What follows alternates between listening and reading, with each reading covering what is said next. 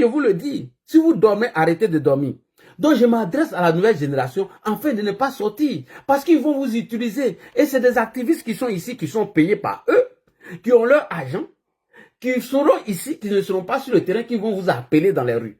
Donc eux-mêmes ne seront pas là-bas. Et bien évidemment, j'ai vu vos vidéos de campagne. Tous ceux qui vous demandent de sortir dans les rues, il faut qu'eux-mêmes soient devant. On écoute Élysée. La stratégie, Guillaume Soro, M. Laurent Gbagbo. C'est parti. Quand je finis de dire ça, je regarde un peu cette coalition et effectivement, comme vous le dites, on note quand même une absence majeure. Moi, je parle d'une absence et non pas les deux. Parce que, excusez-moi du thème, mais je pense que le GPS, jusqu'à ma connaissance, c'est dissous. Ça a été dissous par l'État de Côte d'Ivoire, donc en réalité, c'est un parti qui n'existe pas. Voilà, donc je pense quand même qu'il faut qu'on soit logique et puis qu'on soit aussi, je vais dire, sérieux quand on prend la parole sur un plateau. Le GPS n'existe pas conformément à la loi, conformément au test. Il a été dissous. Ok. Non, si, je sais, je n'ai pas dit que vous n'êtes pas sérieux. C'est juste que je rappelle ça à l'endroit de tous nos téléspectateurs. Donc, l'absence majeure, c'est l'absence du PPACI. C'est l'absence du PPACI. Et à ce niveau, moi, j'ai investigué et j'ai eu des informations de sources très clés. Il a eu des informations de sources très sûres. C'est Élysée qui le dit. Très crédible, pardon. Et effectivement, il y a eu une démarche qui a été menée auprès du PPACI. Lorsque les initiateurs de cette coalition, portés bien évidemment par Mme Simone Lévé Gbagbo, par le président Thiam, Charles Blé Goudé, Afinguessan et bien d'autres, on décidait, Boni Claveri, on décidait donc de rencontrer les responsables du PPACI. Il y a eu un premier rendez-vous qui était censé être un rendez-vous avec le président Laurent Gbagbo, qui malheureusement n'a pas pu avoir lieu pour indisponibilité du président Laurent Gbagbo. Il y a eu un second qui a eu lieu le mercredi dernier.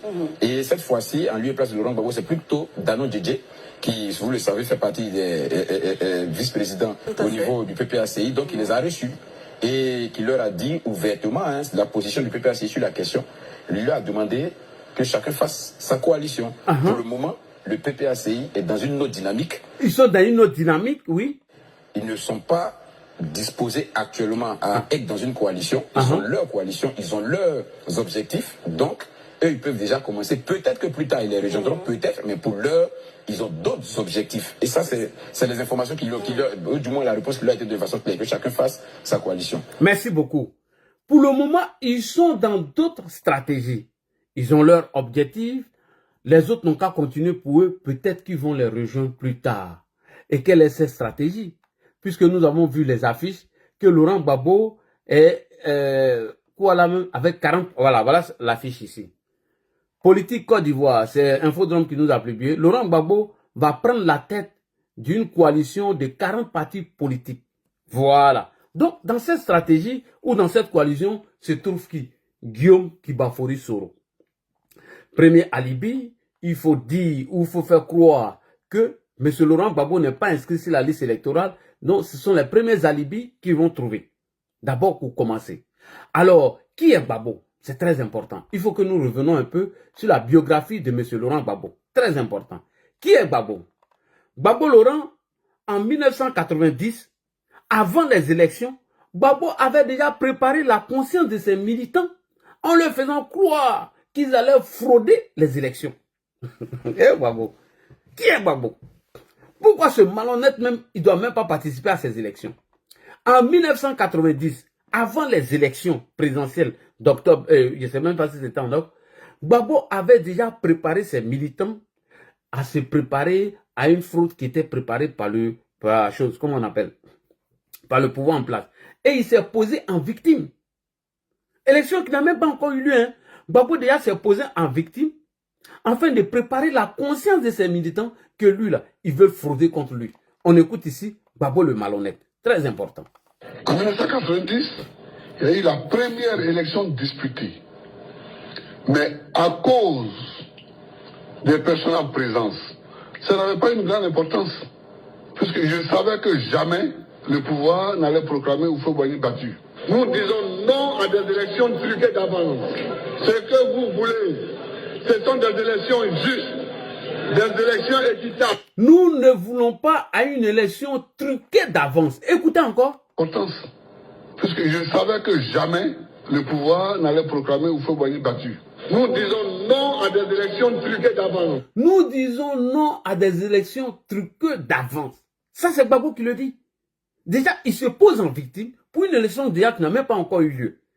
il fait croire à ses militants, déjà il se pose en victime, que les élections qui arrivent, le PDCI allait frauder ces élections. On continue. Ce que vous voulez, ce sont des élections justes, des élections équitables, des élections honnêtes, des élections propres, des élections qui vont amener au pouvoir des hommes frugaux. Merci beaucoup. Donc, Gbagbo avait déjà préparé ses militants pour bien faire croire que les élections qui arrivent, déjà le PDCI allait frauder ces élections. Et eux, ils disent non à des élections déjà truquées d'avance. Voilà comment le ministère de l'Intérieur sort pour interpeller Gbagbo que la stratégie qu'il a mis en place, c'est une manière de se faire passer pour la victime alors qu'il n'en est rien du tout. Ça, c'est Gbagbo. On continue. On peut dire que si jamais nous perdons les élections, c'est parce qu'il y a eu tricherie. Déjà, il prépare ses militants pour dire que si on a perdu aux élections, c'est parce qu'il y a eu tricherie. Merci beaucoup. Gbagbo fait croire à ses militants que si eux n'ont pas gagné, c'est qu'il y a eu la tricherie. Et le ministère de l'Intérieur sort pour recadrer M. Gbagbo que c'est une stratégie de victimisation afin de faire croire à leurs militants que s'ils ont perdu les élections, c'est parce qu'il y a eu tricherie. On continue. Par exemple, on peut dire que si jamais nous perdons les élections, c'est parce qu'il y a eu tricherie. Donc, on invente la menace du complot pour préparer les gens à la révolte. Et cela est la technique générale de tous les fonds. Merci beaucoup. Voilà comment Gbagbo prépare sa stratégie. Et déjà le jour même des élections, avant les élections, le jour des élections, le ministre de l'Intérieur sur M. Félix Houphouët-Boigny, le président Félix Houphouët-Boigny, le ministre de l'Intérieur sous Félix Houphouët-Boigny, ils nous ont informé que les militants pro-Gbagbo étaient déjà en train de piller et saccager et voler. Déjà le matin, déjà en pleine journée, ils avaient déjà commencé à saccager et plier. Puisque Gbagbo les avait déjà préparés pour leur dire que si eux ne gagnent pas les élections, c'est qu'il y a eu tricherie. Et donc la stratégie c'était quoi? C'était de se poser en victime afin de préparer ses militants à une contestation électorale. Il a été toujours comme ça, ce Gbagbo le malhonnête. On va écouter ici le ministère de l'Intérieur. Les bandes fanatiques de M. Gbagbo, je n'aurais cesse de le citer, surexcités et entraînés par les appels à la haine de leurs leaders, ont parcouru les quartiers d'Abobo, de Yopougon et de Koumassi, sèmant la terreur. Sèmant la terreur déjà, oui. Proférant des menaces et se livrant à des destructions. Ainsi, le dimanche, jour de l'élection présidentielle, à 6 h du matin, à 6 h du matin, écoutez. C'est-à-dire avant l'ouverture des bureaux du scrutin, prévu à partir de 8 h, 50 urnes ont été détruites et ces bandes... Déjà même, avant l'ouverture des bureaux, ils avaient déjà commencé à saccager et voler déjà les urnes. Puisque Gbagbo les avait déjà préparés à soi-disant qu'ils allaient voler leur voix. On continue. Poursuivre leur action n'eût été la vigilance des services de sécurité chargés de l'ordre public. C'est pourquoi on s'étonne maintenant d'entendre M. Gbagbo déformer les faits, comme il en a l'habitude d'ailleurs. Chacun sait en effet que les bandes de M. Gbagbo, avant même l'ouverture du scrutin, se sont livrées à des destructions d'urnes et des listes électorales à Daloa et Issia, tandis qu'à Bonois, ils ont enlevé des urnes après le scrutin. Quelle honte. Quelle honte. Et M. Gbagbo continue de rêver et de proférer des menaces. Pourtant, nul n'a oublié le simulacre d'assassinat dont il a voulu se faire passer pour victime il y a 6 ans, abandonnant les jeunes qu'il avait entraînés avec lui avant de se rendre en France, où il se fit passer pour un exilé politique afin de bénéficier de l'aide et du soutien généreux de ses amis. Donc, déjà le matin, après l'ouverture des bureaux, ils ont commencé à saccager les bureaux de vote, voler des bulletins dans d'autres villes, dans d'autres circonscriptions. Et dans l'après-midi, dans l'après-midi des votes, le jour des votes, un cadre pro-Gbagbo du nom de M. Bayrou, président à Makori, avait volé des urnes. Et donc, ce que le ministère de l'Intérieur dit ici, ils avaient déjà préparé tout ça, puisque Gbagbo, même avant même les élections, avait déjà préparé la conscience de ses militants en disant que si lui paie, c'est de la fraude. Donc, M. Bayrou ont volé des urnes dont ils ont retrouvé chez eux dans leur chambre. Il allait cacher les urnes chez lui dans la chambre des filles. Heureusement que les enquêteurs ont pu retracer et le retrouver les urnes chez M. Bayrou à son domicile. On écoute ici Bayrou. Ça, c'est l'après-midi, hein, des votes. Le jour où il y a eu les votes là, l'après-midi. On allait trouver des urnes cachées chez M. Laurent Gbagbo, chez les cadres PPS et FPI dans leur maison. On retrouve ça ici rapidement. À Abidjan, quand ce ne sont pas les biens individuels qui sont attaqués, ce sont les urnes qu'on enlève ou qu'on brûle. Ce qui s'est passé au bureau de vote numéro 058 à Marcory est édifiant. Au collège Pascal de Marcory, les choses ont bien commencé.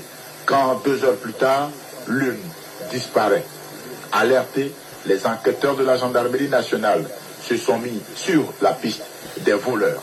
Pas pour longtemps, on la trouve à 200 mètres plus loin.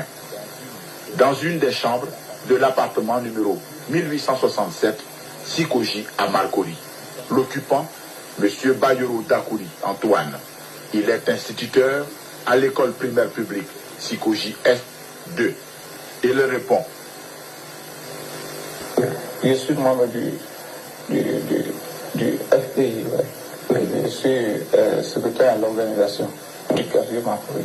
L'une s'est trouvée dans vos chambres. Oui, à la chambre des filles. Et vous avez vu dans votre chambre? Oui, j'ai vu. Après, j'étais là quand ma fille est allée chercher un métro au salon. Là, j'ai vu. Vous connaissez les conséquences juridiques Oui. de cet acte-là? Oui. Vous l'avez mesuré? Vous pensez à quoi, par exemple? Je sais que c'est très dangereux pour moi. Oui. Vous pensez à quoi, par exemple? Vous pensez à quoi? À des condamnations. Un important document découvert sur l'urne traduit l'esprit barbare qui anime les politiciens. Ok. Quand les enquêteurs sont arrivés au domicile de M. Bayrou et qu'ils ont découvert que les urnes ont été retrouvées chez lui, un document a été retrouvé chez le monsieur. Et ce document qu'ils ont retrouvé chez le cadre pro-Gbagbo, M. Bayrou, vous allez voir ce qui est écrit dans ce document-là. Quand les enquêteurs ont découvert les urnes au domicile de M. Bayrou, un important document avait été retrouvé chez lui, où il était écrit ceci. Écoutez, tout changement s'est fait dans la violence, afin que, écoutez le reste. Un important document découvert sur l'urne traduit l'esprit barbare qui anime les politiciens de son groupe. L'appel du président de la République au calme et à la fraternité est souvent interprété de façon monstrueuse. Ici, la pensée du jour du président de la République porte une autre étiquette. Elle devient, au Front populaire, la pensée du sourd. Lisons ensemble celle-ci. Tous les changements sont possibles à condition de les faire dans le sang. Diabolique, n'est-ce pas? De cette manière, l'appel du truand à la démocratie est bien un cri de guerre auquel les Ivoiriens responsables sont. Tout changement est possible, mais en condition qu'elle se fait dans le sang. C'est pas encore fini. Après la proclamation des résultats, Gbagbo est malhonnête, hein?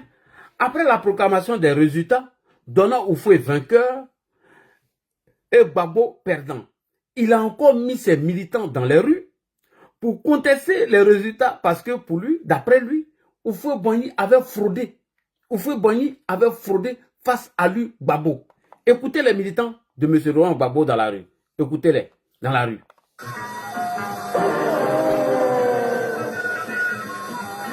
Ils ont commencé à casser, à prendre des tailles, des choses dans la maison. Ils ont pris des choses. Même moi, mes bijoux, ils ont pris. Ils ont cassé les placards. Ils ont cassé les placards. Ça, c'est après la proclamation des résultats, hein, qui donne Houphouët vainqueur, Gbagbo perdant. Il a mis ses militants encore dans la rue. Écoutez. Et puis, ils criaient Gbagbo gagné, Houphouët voleur. Et puis, ces militants criaient Gbagbo gagné, Houphouët voleur. Gbagbo gagné, Houphouët voleur. J'ai animé la campagne du PDCRDA et vers 10h30, j'ai été alerté que le Front populaire était venu chez moi, puisque je suis l'animateur, le principal animateur du PDCRDA. C'est chez moi qu'on a trouvé de tout casser. Par exemple, on peut dire que si jamais nous perdons les élections, c'est parce qu'il y a eu tricherie. Donc, on invente la menace du complot pour préparer les gens à la révolte. Et cela est la technique générale de tous les fonds. Et c'est ce Gbagbo-là qui est en train de préparer aujourd'hui ses militants à un affrontement. Ce même Gbagbo-là. C'est ce Gbagbo-là qui veut bien évidemment se coaliser avec Guillaume Soro afin de préparer 2020 bis. On écoute encore le même Gbagbo en 2010. On écoute encore. Laurent Gbagbo affirme que les élections ont été truquées. Laurent Gbagbo dit que les élections ont été truquées. Malgré sa réélection, le président ne peut plus contenir les oppositions. Rapidement, des grèves éclatent dans tout le pays. Pour la première fois, des slogans comme « Oufouette voleur » se font entendre. Les étudiants ne le respectent plus. À la suite d'affrontements avec les forces de l'ordre, les manifestations sont interdites. Les leaders de l'opposition arrêtés. Malgré l'interdiction, les manifestations sont de plus en plus nombreuses. Laurent Gbagbo affirme. Donc Gbagbo a été toujours comme ça. Et c'est ce Gbagbo malhonnête qu'on nous demande d'inscrire son nom sur la liste électorale. Ce Gbagbo qui, bien évidemment, a eu un procès lors du braquage de la BCAO et qui a été de la liste électorale, qu'on dit on doit inscrire encore sur la liste électorale. C'est pas encore fini. En 2000, avant les élections présidentielles de 2000, entre Laurent Gbagbo et Guy Robert, il est revenu encore avec la même stratégie, le même Gbagbo. Je répète, en 2000, avant les élections entre Gbagbo et Guy Robert, Gbagbo est sorti pour dire que lui, il a entendu, ou des informations sont venues à lui, que Guy Robert est en train de se préparer afin de frauder les élections. Le même malhonnête de Gbagbo. Et c'est ce Gbagbo-là qu'on veut mettre sur la liste électorale. Non, monsieur le président Alassane Ouattara, même si vous avez le pouvoir de donner injection aux cadres, ou, pardon, aux députés RHDP afin de proposer une loi d'amnistie, mais non, c'est pas pour Gbagbo. En 2000, malgré que vous n'étiez pas, votre candidature a été rejetée, et que pour lui et Guy Robert ont été retenus, écoutez ce que Gbagbo dit avant. Même chose, la même chose qu'il a fait au fait en 90, il a fait la même chose à M. Guy Robert en 2000. Écoutez Gbagbo. Je parle à l'opinion nationale. Oui. Au-delà de, je parle à l'opinion internationale. Nous allons gagner le 22 octobre. Nous allons gagner le 22 octobre. Ça, c'est face à Guy. Hein. Nous allons gagner le 22 octobre. Mais il faut que je mette en garde certaines personnes autour de Guy. Je crois que ce n'est pas Guy lui-même. Mais il y a des gens qui veulent organiser la fraude. Point. Nous allons gagner en octobre 2000. Nous allons gagner en octobre 2000. Mais il faut qu'il y attire l'attention de l'opinion nationale et internationale de certaines personnes qui sont autour de Guy Robert qui préparent la fraude. Cela vous rappelle quoi? De Oufoué, où il dit que si les élections sont transparentes entre lui et Oufoué, qu'il savait que le PDCI n'allait jamais lui donner vainqueur et que lui sait qu'il prépare déjà la fraude. C'est ce Gbagbo-là. Je retourne encore. Ce même Gbagbo encore en 2000, il vient répéter la même chose. C'est-à-dire qu'il se pose d'abord en victime. Il se pose d'abord en victime avant les élections, afin de préparer la conscience de ses militants. Lorsqu'il va perdre maintenant les élections, il met les gens dans la rue. C'est ce même Gbagbo. Je retourne. Écoutez, ça c'est 2000 Gbagbo. Tous les jeunes qui n'ont pas eu Gbagbo en 2000, écoutez-le face à Guy. Ça c'est plus fou, hein. Ça c'est Guy Robert. Écoutez. Je parle à l'opinion nationale. Au-delà de, je parle à l'opinion internationale. Nous allons gagner le 22 octobre. Ils vont gagner le 22 octobre. Nous allons gagner le 22 octobre. Mais il faut que je mette en garde certaines personnes autour de Guy. Je crois que ce n'est pas Guy lui-même. Mais il y a des gens qui veulent organiser la fraude. Voilà, il y a des gens qui veulent organiser la fraude. Comme de la manière il a dit dans le cas d'Oufoué. Vas-y. Vas-y. Frauder ici maintenant? Est-ce qu'on peut frauder ici maintenant? Est-ce qu'on peut nous voler notre victoire aujourd'hui? Ouais, non. Monsieur le président Alassane Ouattara, J'ai dit ça à tous les jeunes majeurs qui n'ont pas connu ce monsieur, c'est un malhonnête.